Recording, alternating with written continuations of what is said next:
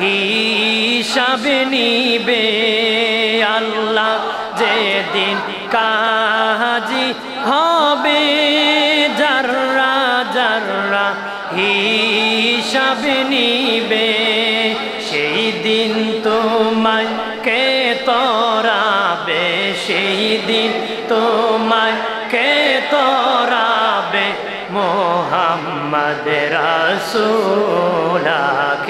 রাতে পার হবে তুই ফুল সিরাতের ফুল আল্লাহ আল্লাহ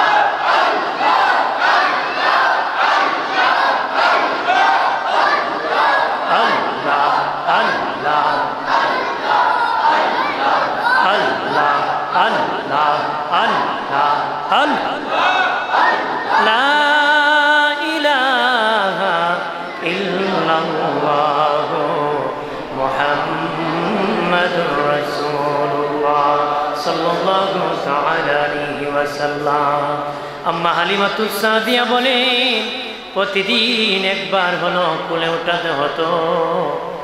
আমার বাবা মোহাম্মদের বয়স 2 বছর চলতেছে।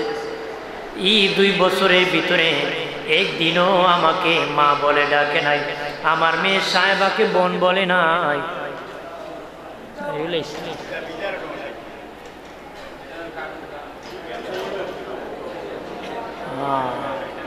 কারেন্টও আমার সাথে জিত করে হাজির কারেন্টও 12টা বাজে।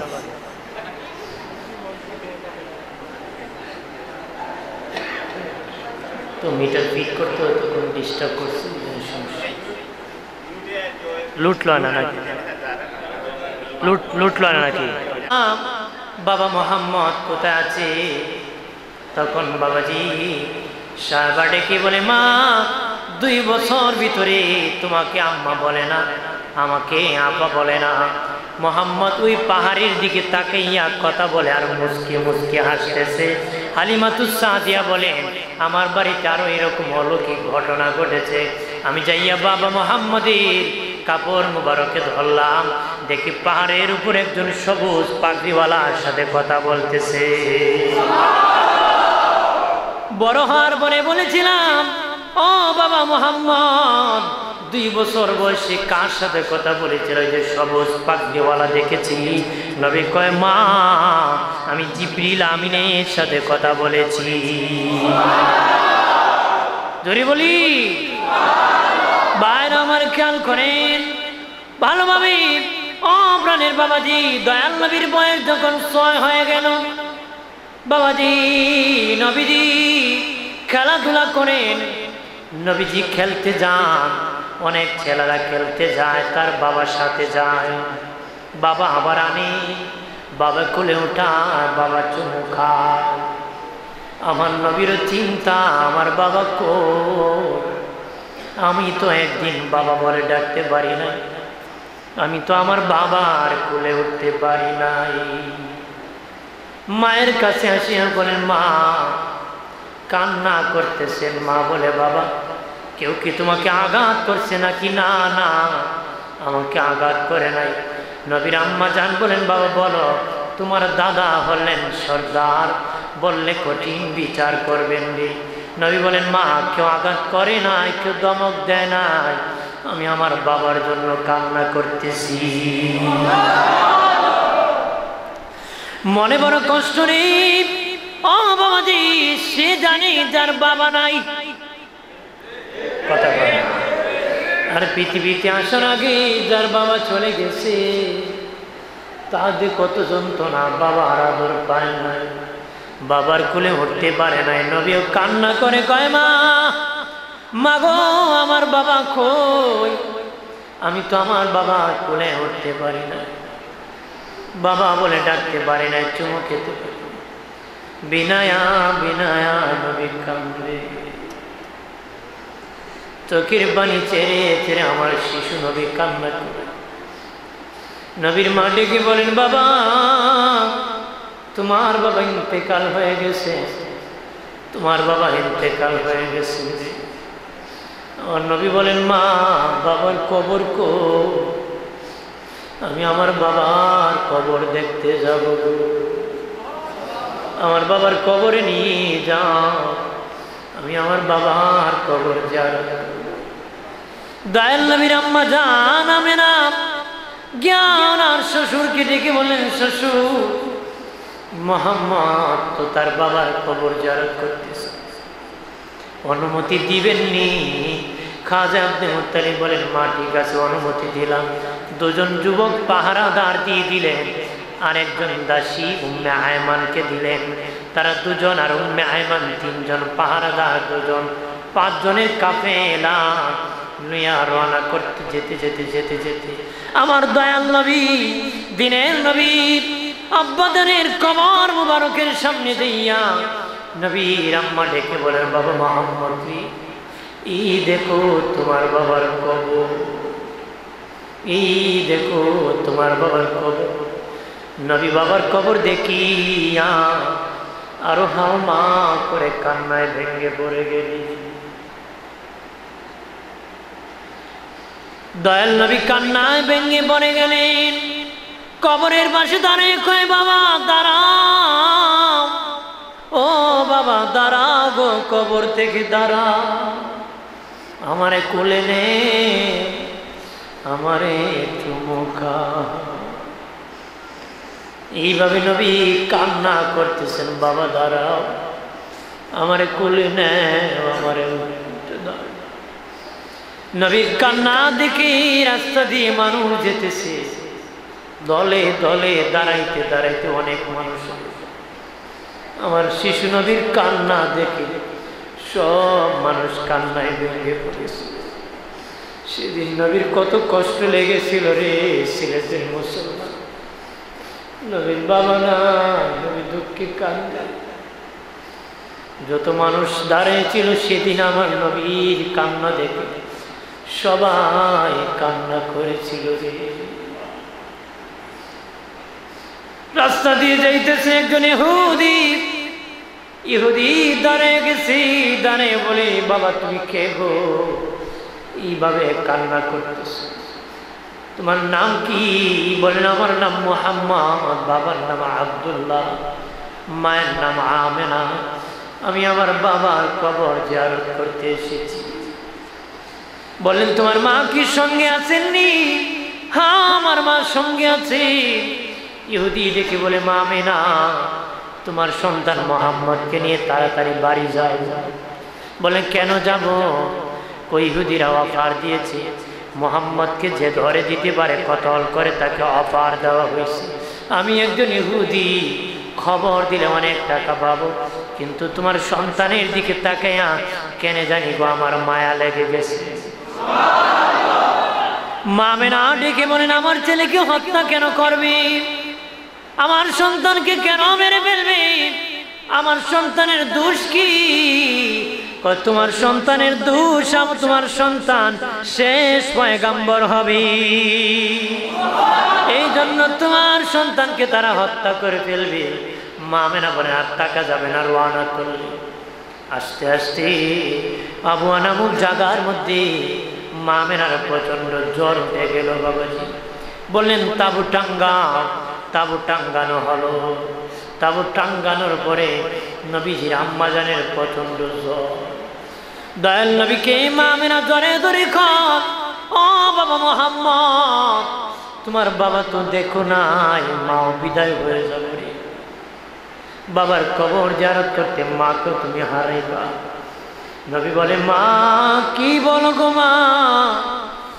নবীর মা ডেকে বলেন, বাবা আমি বিদায় হয়ে যাব, তুমি এতিম, তোমাকে রাখি আমি চলে যাব রে বাবা।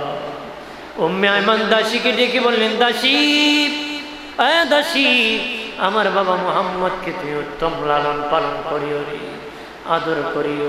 নবীর আম্মাজান বিদায় হয়ে গেলে সেখানে তেনার কবর দেওয়া হয়। 5 জনের কাফেলা থেকে 4 জন বাড়ি ফিরে গেলেন। নবীর দাদা জুতালার ছাদের উপর থেকে দেখলেন একজন কম, বুঝতে পারলেন কপাল পড়ে গেছে, আমার মা আমেনা বিদায় হয়ে গেছে। দয়াল নবী বাবাজি দাদার কাছে যাইয়া বা দাদাকে ধরে বলেন, দাদা, ও আমার দাদা, বাবাকে দেখি না,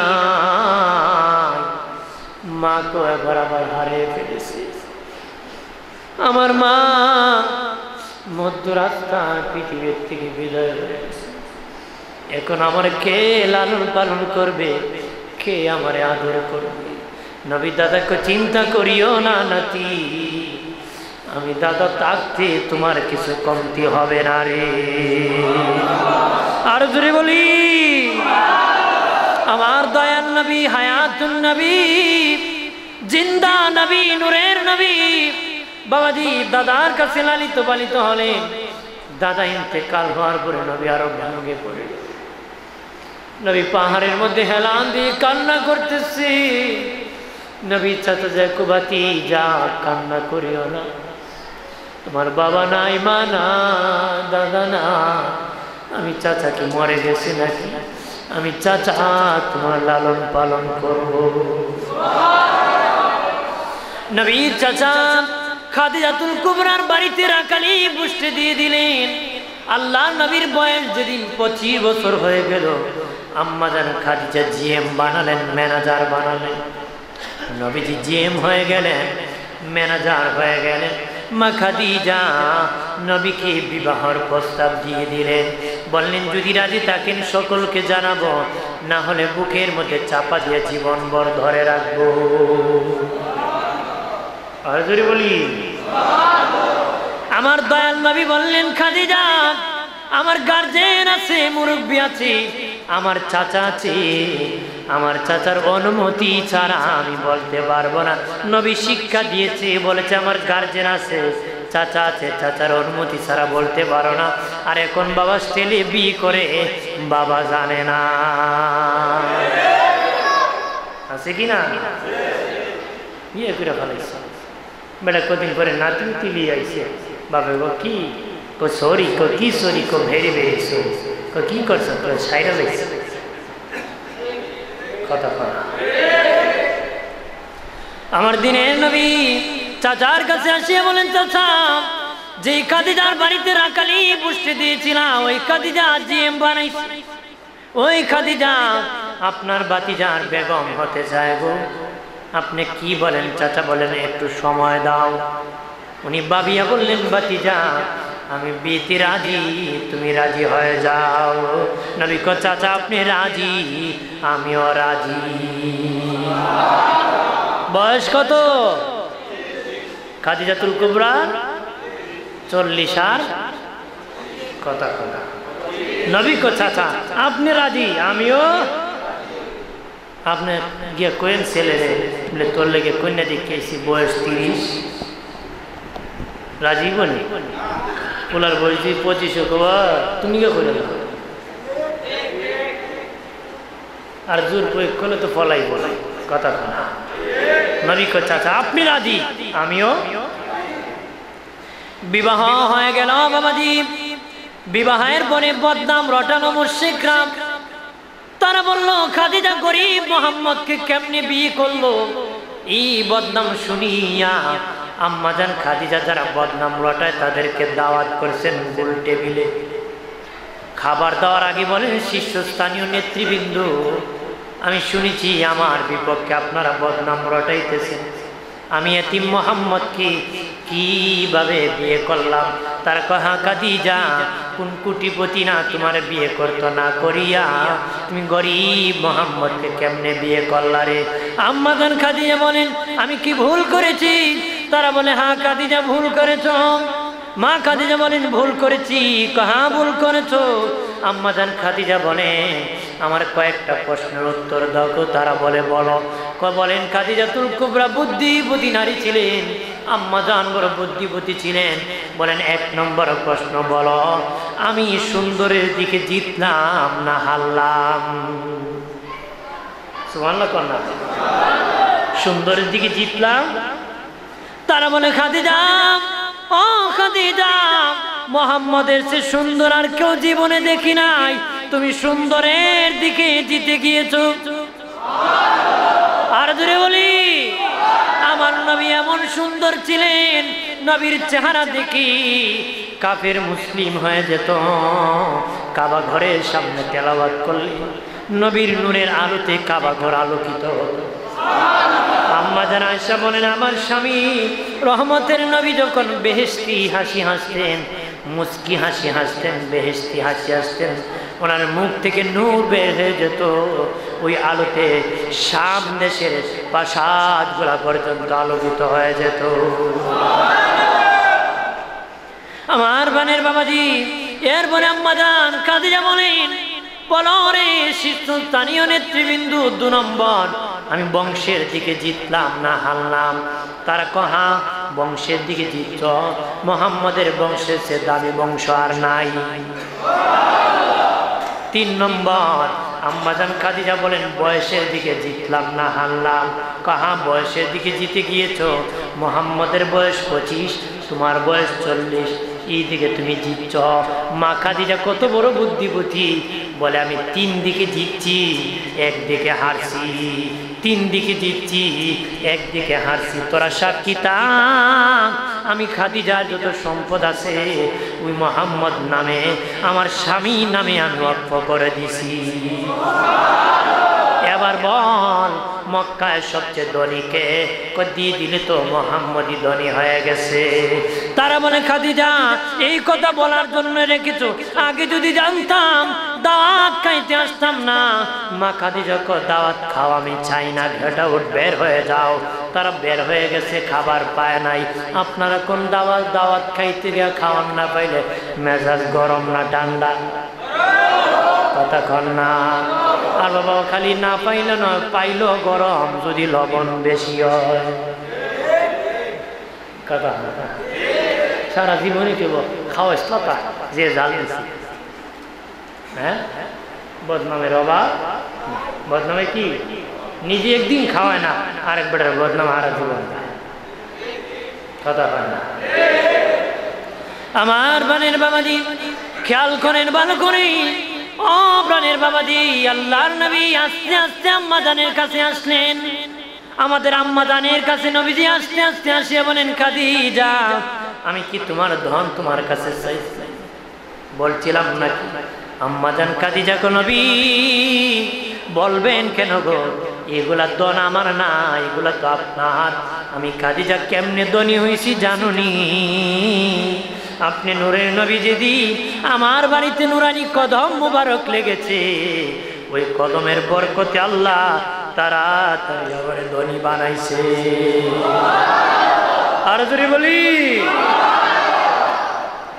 আমার দয়াল নবী বাবাজি আম্মা জান খাদিজাতুল কুবরা ধন সম্পদ দিনের পথে খরচ করেছেন।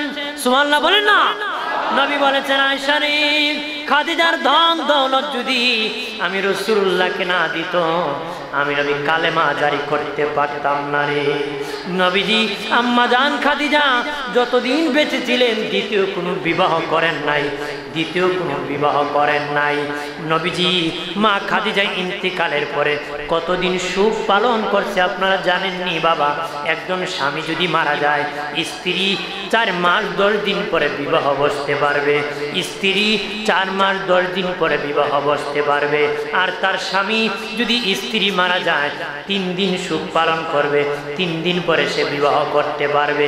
3 দিন সুখ পালন করবে, 3 দিন পরে সে বিবাহ করতে পারবে। কিন্তু একজন স্ত্রী 4 মাস 10 দিন পর্যন্ত সুখ পালন করতে হয়। আল্লাহর নবীর বিবি আমাদের আম্মা খাদিজাতুল কুবরা ইন্তিকালের পরে আমার নূরের নবী 3 দিন নয় 1 বছর পর্যন্ত সুখ পালন করছেন। 1 বছরের ভিতরে নবী বিবাহ করেন নাই।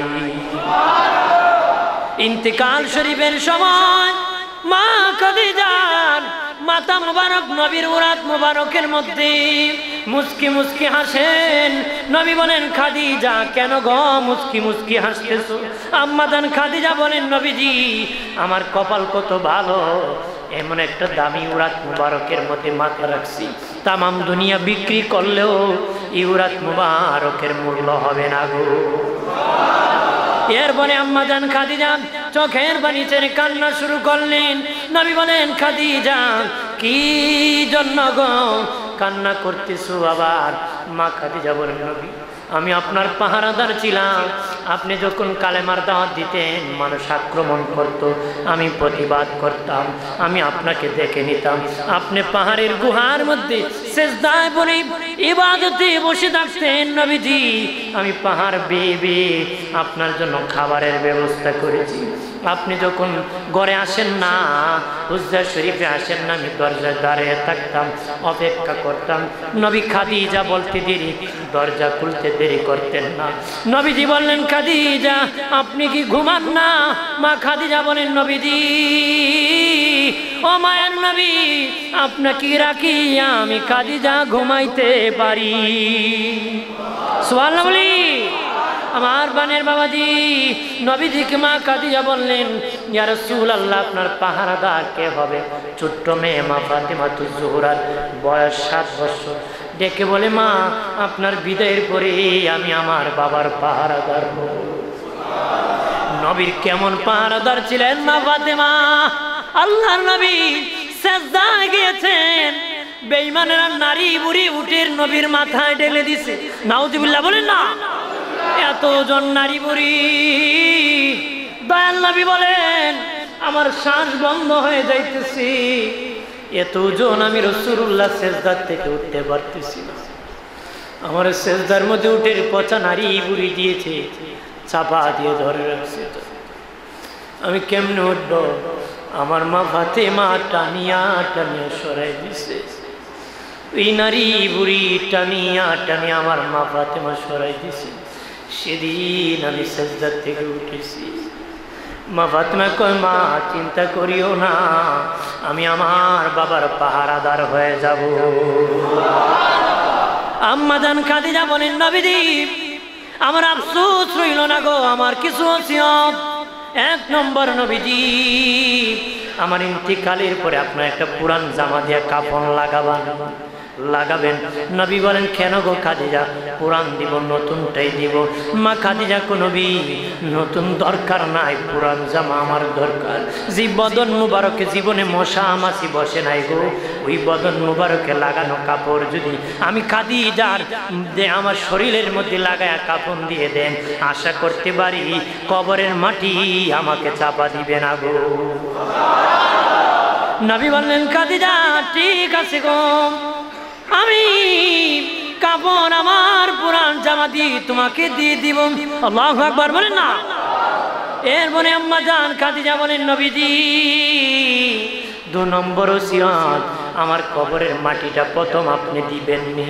নবী বলেন, ঠিক আছে আমি দিয়ে দিব। 3 নম্বর ওসিয়ত, নবীজি আমার কবরের পাশে দাঁড়িয়ে থাকবেন নি। নবী বলেন, খাদিজা কি জন্য আমি দাঁড়িয়ে থাকবো? মা খাদিজা কো নবী আমার তো ভয় হয়, মুনকার নাকির সওয়াল জবাব টেনে আমি দিতে পারবো, সওয়াল জবাব টেনে আমি দিতে পারবো।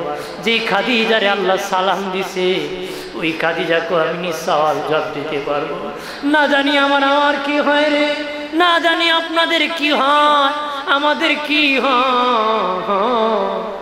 কবরে কা ঘর কাউকে ছাড় দিবে না, এমন চাপা মারবে। আম্মা জান খাদিজা বলেন, নবীজি আমার তো ভয় হয়, মুনকার নাকির সওয়াল জবাব নিয়ে আমি দিতে পারবো, আমি খাদিজার ভয় হয়। দাঁড়িয়ে থাকবেন নি? নবী বলেন, ঠিক আছে দাঁড়িয়ে থাকবো। ইন্তেকালের পরে নবীর পুরাত মুবারক জামা দিয়ে নবীজি খাদিজার কাফন দিয়ে কবরের নিজ হাতে যখন নামায় দিবেন, আম্মা জানের চেহারা কিবলার দিকে ঘুরে দিবেন না, না চেহারা সোজা হয়ে যায়, কিবলার দিকে তাকে না, মাথা সোজা হয়ে যায়। নবী বারবার কিবলার দিকে দেয়, মাথা সোজা হয়ে যায়।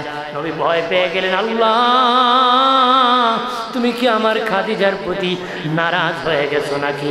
আল্লাহ আওয়াজ দিয়ে বললেন, নবী আমি নারাজ হই নাই খাদিজার প্রতি, আর ঘুরাবেন না। আমি আল্লাহ চাই না খাদিজা কিবলার দিকে তাকাক, আমি আল্লাহ চাই খাদিজা আর আজিমের দিকে তাকায়। তা কবরে পাথর চাপা দিয়ে মা খাদিজার কবরের পাশে আমার দয়াল নবী কান্না করতেছি, ছোট্ট মেয়ে ফাতেমা কান্না করতেছি। জিবরিল আমিন আসিয়া কো নবীজি আল্লাহ খবর পাঠাইছে কিয়ামত পর্যন্ত এখানে দাঁড়ায় থাকলে খাদিজার কবরে মুনকার নাকির আসবে না নবী। আল্লাহ বলেছেন তাড়াতাড়ি বাড়ি যাইতে ফাতেমাকে নিয়ে।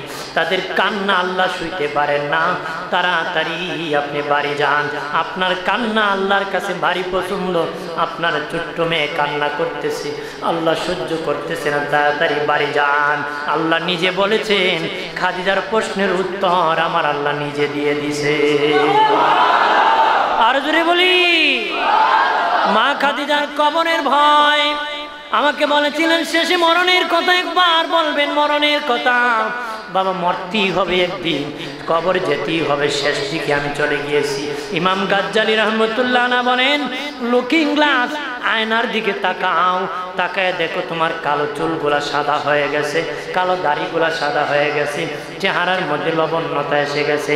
আম গাছে আম পাকলে গাছে থাকে না, জাম গাছে জাম পাকলে গাছে থাকে না, পাকনা আম গাছে থাকে না, জোনা নাইকেল গাছে থাকে না। বান্দা তোর পাকা ধরেছে, এই দুনিয়া তাকার জায়গা না রে। কথা বলেন ঠিক কিনা? মরণকে ভয় করি, কবরকে। নবী বলেন কানা রাসূলুল্লাহ সাল্লাল্লাহু আলাইহি ওয়াসাল্লাম কাসরাতু যিকরিল মাউত ওয়া তিলাওয়াতিল কুরআন। নবী বলেন বেশি বেশি করে মৌতের জিকির করো, মৌতের চিন্তা করো।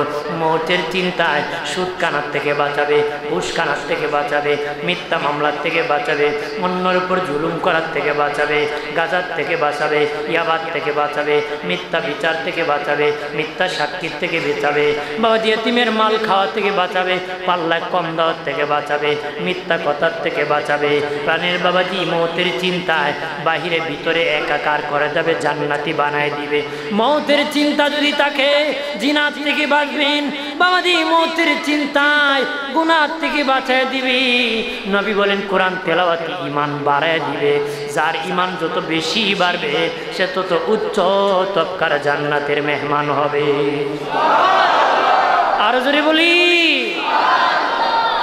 বাবাজিরানে আমার খেয়াল করেন, ছেলেরা যখন মাঠের মধ্যে খেলাধুলা করে রে, রেফারি বাঁশি বাজায় দেয়। 90 মিনিট খেলা হবে, পার্সাপার্সি চলছে, কে গোল দিবে কে জিতবে। পার্সাপার্সি করতে করতে 90 মিনিট যখন চলে যায়, রেফারি বাঁশি বাজায় দেয়, সময় নাই। এর ভিতরে যারা গোল দিবে তারা জিতে যাবে, যারা জিতে যাবে তারা হারবে না, যারা হারবে তারা জিতবে না। আমি আপনি দুনিয়া এসেছি বড় হওয়ার লোভে, টাকার মালিক হওয়ার লোভে, ধনী হওয়ার লোভে। সিলেট শহরে বানাবো, রাজধানীতে বানাবো, আমেরিকাতে বানাবো, বানাবো বানাবো পার্সাপার্সি করতে করতে হঠাৎ মালাকুল মউত নামক রেফারি বাঁশি বাজায় দিবে, সময় নাই। কথা বলে, সেদিন যেই ব্যক্তি ঈমান নিয়ে মারা যাবে সে বেঈমান হবে না, ঈমান নিয়ে যা মারা যাবে বেঈমান হবে না। বেঈমান হয়ে যে মারা যাবে ঈমানদার হবে না। যে আমল নিয়ে মারা যাবে সে বেআমলদার হবে না, যে বেআমলদার হবে সে আর আমলদার হবে না। কখন ঈমানদার হতে হবে? এখন আমলদার হতে হবে। কখন জান্নাতি হতে হবে? এখন জান্নাতি হতে হবে। জীবনকে গোছাতে হবে, কবরকে ভয় করতে হবে, মরণকে ভয় করতে হবে রে। ও বাবাজি, কবর এমন একটি জায়গা রে, যে কবর শুধু মুসলমানের কবরের মধ্যে রাখে সম্মানার্থে। একজন হিন্দু মহিলা মুসলমানের কবর দেখে কালেমা পড়ে মুসলিম হয়ে গেছে। একজন হিন্দু মহিলা মুসলমানের কবর দেখে মুসলিম হয়ে গেছে। তো এর চেয়ে সুন্দর ব্যবস্থা হতে পারে?